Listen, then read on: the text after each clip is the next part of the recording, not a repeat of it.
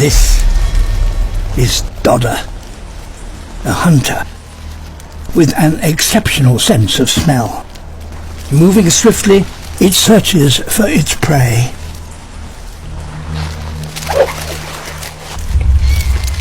The dodder punctures the nettle stem and sucks out the nutritious sap. And it doesn't stop at just one victim. It's a parasite with an insatiable appetite.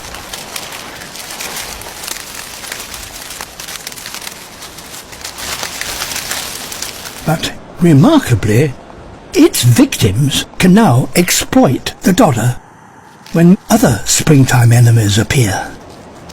Caterpillars. When under attack, a leaf sends out a signal telling the rest of the plant to start building defences. Foul-tasting toxins that deter the caterpillars. In an extraordinary twist, the stems of the dodder interconnecting the plants are now being used as lines of communication to relay these warning signals from plant to plant.